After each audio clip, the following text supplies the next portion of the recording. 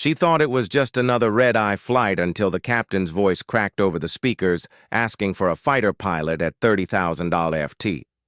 Imagine sitting thousands of feet in the air, surrounded by strangers with nothing but thin metal walls between you and the night sky. Now picture this.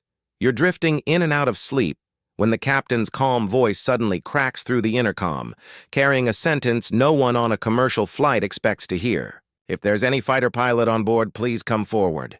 That's not the kind of thing you laugh off. That's the kind of thing that makes every person on that plane sit up a little straighter, glance at their neighbor and wonder if they just heard the same thing. Danielle Brooks, a 37-year-old business consultant from Atlanta, was one of those passengers. She had caught a late-night connection out of Midway Airport bound for Los Angeles. And like most people on that flight, she was exhausted. Danielle wasn't the type who liked small talk with strangers. She kept her circle tight, her focus sharper than most, and her routine predictable. A direct flight, a few hours of rest, then straight into an important meeting the next morning.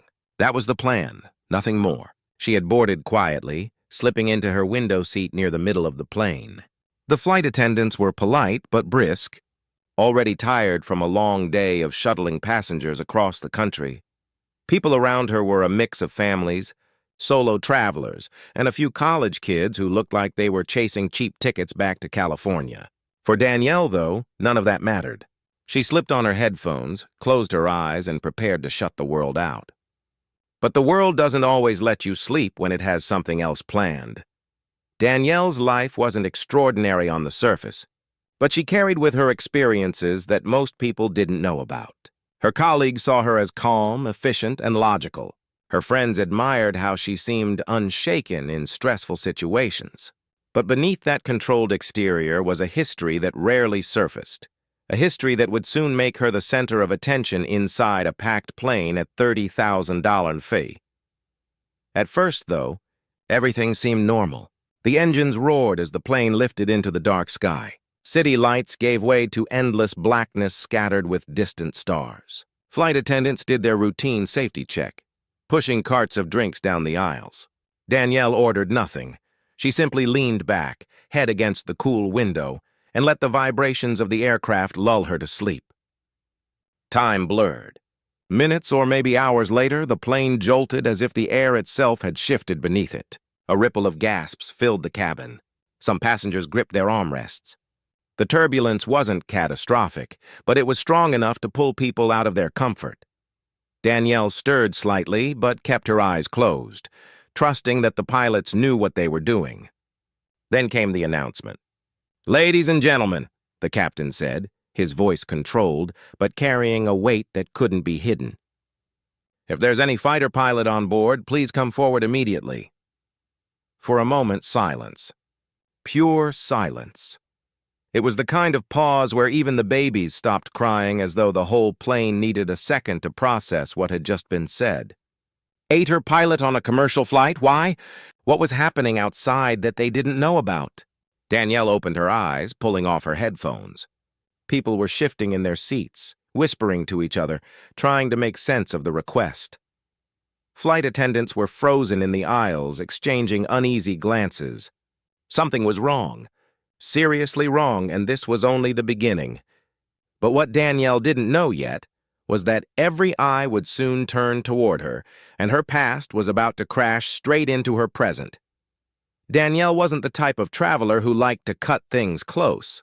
She had arrived at Midway with plenty of time to spare, carrying nothing but her black roller bag and a slim leather tote tucked over her shoulder. Security had been its usual grind, shoes off, laptop out, that slow shuffle of bodies through metal detectors. But she handled it the way she handled most things, steady and detached. Her gate was crowded with the usual late-night mix. Families wrangling tired children, business travelers glued to their phones, and those young backpackers who always seemed to sprawl across 3 seats at once. Danielle picked a spot by the window and pulled out her notebook, the same one she used for jotting ideas and mapping strategies. She wasn't writing tonight, though. She was just flipping through pages, letting her mind wander. The overhead announcement called her group, and she rose, slipping into line. That's when she noticed the man in front of her. A tall guy in his early 40s, salt and pepper hair, wearing a navy windbreaker. He had a calm presence, but there was something about the way he carried himself, scanning the line, eyes sharp, shoulders squared like he was alert, even though everyone else was half asleep. "Heading west, too?" he asked, giving her a brief smile. Danielle gave a polite nod. "Yeah, work trip." "Same here," he said before shuffling forward as the line moved. He didn't say more, but his watch, a heavy-duty military style, and his clipped manner left an impression. Inside the plane, the air was cool and carried that faint recycled smell every frequent flyer knew too well. Passengers were jostling for space in the overhead bins. Danielle slid into her seat, grateful she'd chosen the window, her little escape from the crowd. The man in the windbreaker disappeared toward the back of the plane. As boarding continued, she noticed a young mother struggling with her toddler 2 rows ahead. The boy was restless, clutching a small stuffed dog. Danielle watched quietly as the mother tried to distract him with snacks and a tablet. It reminded Danielle of her sister back home raising 2 kids on her own. There was a softness in that thought, but she quickly pushed it aside. Tonight wasn't for reflection. Tonight was just about getting through the flight. The last passengers trickled in. A pair of college-aged friends took the aisle in middle seats across from her, laughing quietly about something on one of their phones. An older couple argued softly about who should hold the boarding passes. Everyone settled into their own little worlds, as passengers do. When the safety demo began, Danielle barely looked up. She'd flown enough to know the routine by heart. Seatbelt clicks, oxygen mask gestures, life vest instructions. The attendants smiled dutifully, their voices rehearsed and automatic. Danielle leaned her head against the window, letting her eyes wander over the wing. The lights flickered faintly against the dark tarmac. A flight attendant passed, checking seatbelts, then leaned down to speak to the pilot in the open cockpit. Danielle caught a quick glimpse of them. 2 figures in uniform, one younger, one older, both wearing the quiet concentration of people about to guide hundreds of lives through the night sky. The engines roared to life. People shifted, some bracing themselves, some yawning. Danielle closed her eyes. She wasn't nervous. Flying had never rattled her. It was just another step between point A and point B. But even as the plane lifted, she felt the faintest flicker of memory, the sound of another engine, one much louder, cutting across desert air years ago. She pushed it away almost instantly. That part of her life was buried deep, and she had no intention of digging it up tonight. The plane climbed, the cabin lights dimmed, and conversations faded to murmurs. People were already pulling out blankets, curling into uncomfortable positions, trying to steal some rest. Danielle slipped on her headphones, switched her playlist to soft instrumentals, and let the rhythm steady her breathing. The routine was comforting, predictable, normal, but the night had no interest in being normal, and Danielle's carefully guarded past was about to catch up with her. Once the plane leveled out above the clouds, the atmosphere inside shifted. That anxious buzz people carried during takeoff faded into the low rhythm of a red-eye flight. The attendants moved slowly down the aisles with carts clinking with cans of soda and tiny bags of pretzels. Some passengers ordered coffee even though it was close to midnight. Others nursed miniature bottles of whiskey, but most just accepted water and kept to themselves. Danielle declined everything. She was focused on one thing: sleep. Her meeting in Los Angeles was scheduled for 10 a.m., and she needed to arrive clear-headed, not foggy from a night of tossing and turning. She pulled a thin blanket from her tote, folded it over her lap, and leaned her head against the cold window. The view outside was endless darkness. Occasionally, the moonlight caught a sliver of cloud, but mostly it was black sky pressing against glass. Danielle had always found it strange how isolated you could feel up there, surrounded by so many people, yet completely cut off from the ground below. Her headphones carried soft piano notes. She adjusted the volume until the cabin noise dulled. Around her, the college boys across the aisle were whispering about some video game. The older couple had already tilted their seats back, the husband snoring faintly. The mother up ahead finally had her toddler asleep against her shoulder, his little stuffed dog clutched tightly in his fist. Danielle's eyes grew heavier. She shifted, pulled the blanket closer, and exhaled slowly. Her body gave in. But sleep doesn't come without thoughts sneaking in first. She found herself drifting back. Not to the meeting tomorrow, not to her tidy condo in Atlanta, but to a runway thousands of miles away, a younger version of herself standing under a brutal desert sun. She remembered the smell of jet fuel, the roar of engines, the sting of sand against her face. She had buried those memories under layers of boardrooms, contracts, and professional titles, but they were stubborn things. They came back when she least wanted them to. A voice cut across the memory, her old instructor shouting over the chaos of flight drills. "Stay sharp, Brooks. You won't get a second chance up there." Her eyes flicked open. The cabin lights were dim, the present rushing back to meet her. She shook her head slightly, annoyed at herself. She wasn't that person anymore. She hadn't been for years. Nobody here knew who she used to be, and she planned to keep it that way. She adjusted in her seat, tugged the blanket higher, and shut her eyes again.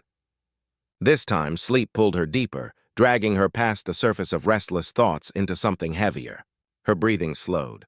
The music in her headphones melted into background static. Outside, the plane cut through pockets of turbulence, shaking lightly, but not enough to wake her. The seatbelt sign flickered on, and an attendant's voice reminded passengers to stay seated. Danielle remained still, her head pressed against the window, her body rocking with the rhythm of the aircraft. For a while, the world seemed still, just a cabin full of strangers carried westward through the night. But trouble doesn't always announce itself with warning signs. Sometimes it starts small, a strange vibration in the floor, a sudden shift in engine tone, a glance exchanged between flight attendants that looks just a little too serious. Danielle slept through the first jolt, the one that made a few passengers clutch their armrests. She missed the second, sharper one that caused a drink to spill across a tray table 3 rows back. She stirred only slightly when the captain's voice came on, calm and professional. "Ladies and gentlemen, we're encountering some rough air ahead. Please remain seated with your seatbelts fastened." The passengers murmured, then settled.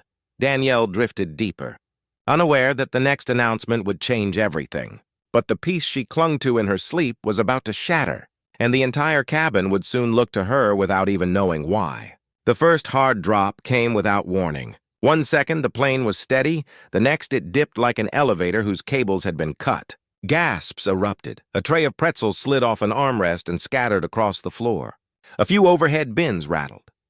Danielle jerked awake, her blanket sliding into her lap. She blinked, disoriented, pulling off her headphones. The cabin lights glowed dimly, faces stretched with worry. Another shudder ran through the aircraft, harsher this time. Danielle gripped the armrest, steadying herself. She'd flown enough to know turbulence wasn't unusual, but this felt different. Across the aisle, one of the college boys muttered, "Dude, that wasn't normal." His friend nodded quickly, eyes wide. The young mother ahead pressed her hand protectively over her sleeping child, whispering, "It's okay, baby." It's okay. More for herself than for him. The intercom clicked on. The captain's voice filled the cabin, calm but threaded with urgency. "Ladies and gentlemen, remain seated, seatbelts fastened. We're managing some unexpected conditions. Please stay calm and listen to the crew. Unexpected conditions." That wasn't a phrase Danielle liked. She turned slightly, peering toward the front of the plane. The curtain separating the galley from the cockpit fluttered as flight attendants whispered to one another, their faces tense. Then the plane jolted again, this time a sharp, almost violent sway. People shouted. Someone dropped a phone that clattered loudly down the aisle. Danielle's pulse quickened. Not fear exactly. Something sharper, something she hadn't felt in years. The intercom clicked again. "Ladies and gentlemen," the captain paused, his voice firmer now. "If there's any fighter pilot on board, please come forward immediately." The words seemed to hang in the air, suspended like smoke. Passengers froze, mouths open, eyes darting from seat to seat. A fighter pilot? Did he really say that? Whispers spread like wildfire. Did he say fighter pilot? Why would he need that? What's going on? Danielle's heart thudded hard in her chest. She sat up straighter, her mind snapping awake. Fighter pilot. She hadn't heard that phrase directed at her world in years. Memories surged. Tight cockpits, roaring engines, the acrid taste of adrenaline in her mouth. Her fingers curled tighter around the armrest. The man in the Navy windbreaker, the one she'd noticed at boarding, stood halfway up in his seat toward the back, looking conflicted. His head swiveled toward the cockpit, then down at his hands. He didn't move forward. Flight attendants rushed up and down the aisles, their voices louder now. Everyone remained calm. Please stay seated, but their eyes betrayed them. They were scared. Danielle heard someone say, "What does a fighter pilot have to do with a passenger flight?" Another answered, "Maybe something's wrong with the controls. Maybe they need military training." She felt dozens of eyes moving, searching, scanning the faces around them as if one of their fellow passengers might suddenly reveal themselves as a savior. And then, almost without realizing it, Danielle shifted, straightened, her presence sharpened, and though she hadn't said a word, the people closest to her seemed to notice. The older couple across the aisle looked at her strangely, as though sensing something. The college boys went silent. Even the mother with the toddler turned briefly in her seat. Danielle forced her gaze out the window, avoiding their eyes, but inside her mind was alive, racing. What on earth was happening at 30,000 FT that required someone like her? But before Danielle could decide whether to stay hidden in her seat or step into the chaos, something outside the window caught her attention, and it made her stomach drop. The glint outside her window didn't look like stars. Danielle squinted, pressing her forehead against the glass.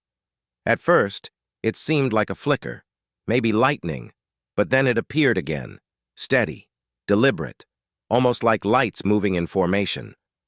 Her stomach tightened. Inside the cabin, voices were rising. "What did he mean, fighter pilot?" One man demanded, leaning forward in his seat. Another passenger muttered, "This isn't normal turbulence. Something's wrong." A teenage girl clutched her father's arm and whispered, "Dad, I'm scared." The college boys across from Danielle had gone pale. One of them tried to joke. Maybe it's just some kind of drill, but his shaky voice betrayed him. The mother, too, rose up, clutched her toddler closer. Why would they call for a fighter pilot if everything was fine? Danielle pulled her blanket aside and sat upright, fully awake now. She could feel eyes drifting toward her again, the same way they had when she straightened earlier. It wasn't anything she said. It was how she carried herself, alert, focused, like someone who wasn't panicking when everyone else was. A flight attendant hurried past, but Danielle caught her arm gently. "What's happening?" The attendant hesitated, her professional smile failing. "Ma'am, please remain calm. We'll update everyone as soon as we can." "That's not an answer," Danielle pressed, her voice steady. The attendant's eyes darted toward the window, then back to Danielle. She lowered her tone. The captain saw something on the radar.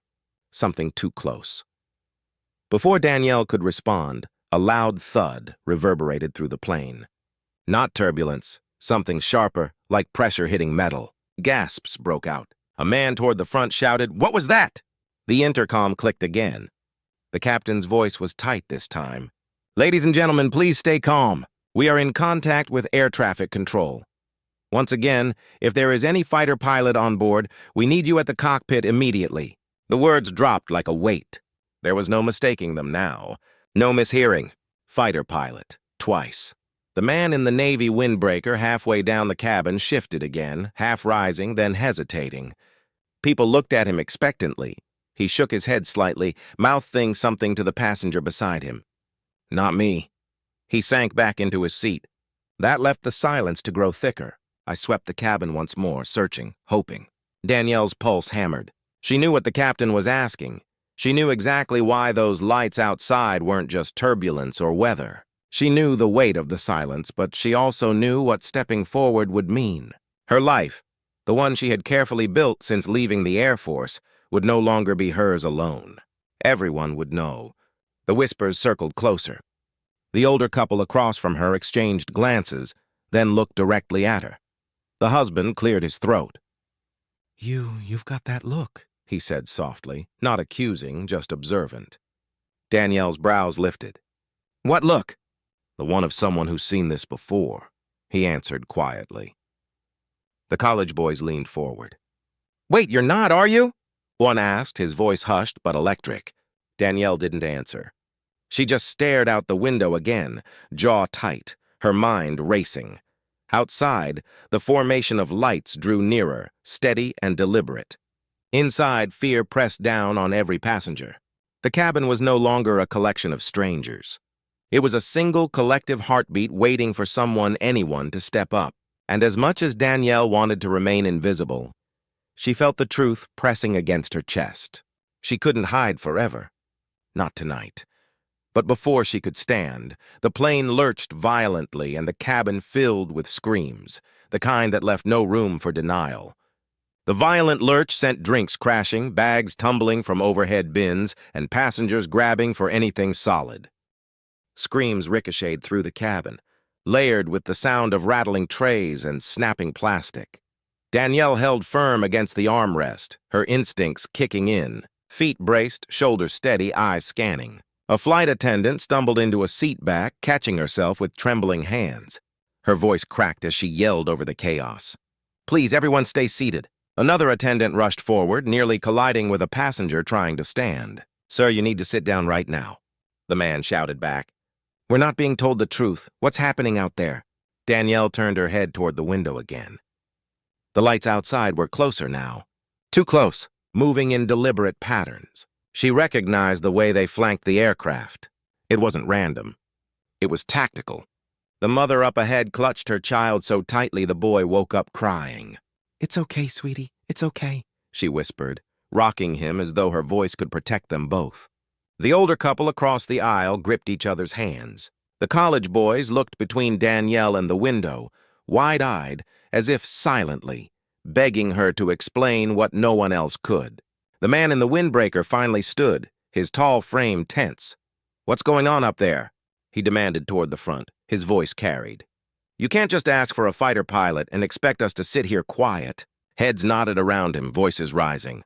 Fear had shifted into suspicion, then anger. One flight attendant raised her hands, trying to calm the crowd. "Please listen. There's nothing to worry about." "Nothing to worry about." A woman snapped from the back. "The captain just asked for a fighter pilot." "How is that nothing?" All eyes turned forward again, waiting for answers that weren't coming fast enough. The man in the windbreaker stepped into the aisle, moving toward the cockpit. A crew member blocked him, shaking her head firmly. "Sir, you need to sit down."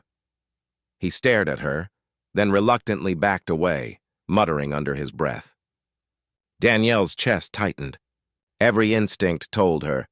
This wasn't turbulence, wasn't a drill, wasn't anything the crew could spin with calm words. Those lights weren't ordinary aircraft, and the captain's repeated request, it wasn't a slip. It was a desperate call for someone who understood what was happening. The problem was, she did. The college boy across from her leaned in, lowering his voice. "You know something, don't you?" Danielle didn't respond. He pressed again. "I can tell." "You're not panicking like the rest of us?"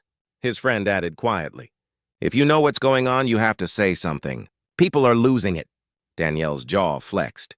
She wanted to tell them no, that she was just another passenger, that she was as blind as the rest. But lying now felt impossible. She could feel the weight of the cabin pressing in, searching for a leader. Another thud rattled the fuselage, this one heavier, more deliberate. Passengers screamed again. Someone shouted, "They're hitting us!" The attendants scrambled, trying to restore order, but their voices were drowned out by fear. Danielle felt her chest tighten further. She wasn't afraid for herself. She was afraid of what keeping silent might cost the rest of them. Her gaze slid toward the cockpit curtain, then back to the trembling passengers. She knew the longer she sat there, the worse it would get. But before she could decide, the intercom crackled again, and this time the captain's voice was anything but calm. The intercom buzzed with static before the captain's strained voice broke through. "This is the flight deck. We need assistance now. If there is anyone with military flight experience, fighter pilot experience, we need you at the cockpit immediately." The plane shook again, a sudden dip that made the overhead bins rattle violently. A suitcase fell, narrowly missing a passenger's head. The scream started all over again. Danielle's chest rose and fell, her pulse hammering. The passenger's fear was no longer contained. It was spilling everywhere, infecting the cabin like fire racing across dry grass. The attendants shouted, trying to calm them, but it was useless. Everyone had heard the captain. Everyone knew this was no ordinary turbulence. The man in the windbreaker stood again louder this time. This is insane. Somebody here must know what's going on. We can't just sit in the dark. His eyes swept the rows, scanning faces. And then they stopped on Danielle. It wasn't just him. A ripple followed. More faces turning toward her one after another until she felt the weight of dozens of stares. The older man across the aisle pointed subtly. It's her. I told you before. Look at her. She's not panicking like the rest of us. Danielle's throat tightened. The mother clutched her toddler tighter, whispering, please, if you know something, say it. The college boy leaned forward again, his voice a hushed plea. You were one, weren't you? You were a pilot. Danielle's jaw locked. She could deny it, pretend, let the chaos swallow itself. But the captain's voice still echoed in her ears, urgent and desperate. And those lights outside, the way they moved, circling, pressing closer. It wasn't random. Someone had to step up. Slowly, she unbuckled her seatbelt and stood. The cabin hushed. Even the crying child went quiet for a beat, as though the air itself was listening. Yes, she said, her voice steady, though her heart pounded. I flew fighters once, years ago. But I'm not. She paused, her throat tight. I'm not that person anymore. The whispers surged instantly, colliding over one another. I knew it. She's the one. Get her up there. The man in the windbreaker narrowed his eyes. If you're trained, you can't just sit there. You heard the captain. Whatever's outside, it's serious. Danielle looked at him sharply. Do you think I don't know that? The cabin went quiet again, her words cutting sharper than she meant them to. She took a breath, steadying herself. Flying combat isn't like riding a bike. You don't just pick it back up after years of walking away. But you're all we've got, the older man said softly, almost pleading. Danielle closed her eyes for a moment, the memories pressing hard against the present. Desert drills, roaring engines, the weight of responsibility in her hands. She had promised herself she would never be in that position again. But here she was with 180 lives watching her, waiting. Finally, she straightened.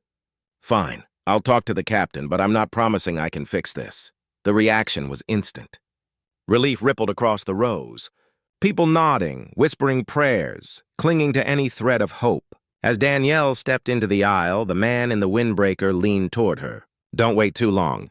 Whatever's out there, it's not friendly. She met his eyes for a second, searching for meaning. Did he know more than he was saying? His expression gave nothing away. Danielle walked forward, each step heavy under the gaze of the entire cabin. The curtain to the cockpit swayed slightly in the recycled air like it was waiting for her. Her hand hovered before pulling it back, but the moment she stepped through, she realized the captain hadn't told them everything, and the truth waiting inside the cockpit was far worse than what the passengers imagined. The cockpit was lit only by the glow of instruments, buttons flickering like restless eyes. The captain, a man in his 50s with sweat streaking down his brow, turned the moment Danielle stepped inside. Relief flashed across his face. You're the one? He asked, voice tight. Danielle gave a short nod. I was years ago. What's going on out there? The first officer, younger, jittery, pointed at the radar.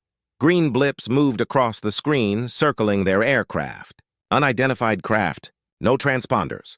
They're shadowing us. Air traffic control is scrambling F-16s, but they're 30 minutes out. We don't have 30 minutes. Danielle's eyes cut to the captain. And you called for a fighter pilot because if they push us, I need someone who knows their patterns, their maneuvers, someone who won't freeze. His voice cracked on the last word. Danielle exhaled slowly, gripping the back of his chair. Outside the windshield, faint lights moved against the darkness, holding formation with chilling precision. She knew that dance. Whether it was hostile military, experimental aircraft, or something else entirely, the intent was clear. They wanted control of the skies, and this passenger jet was trapped in their shadow.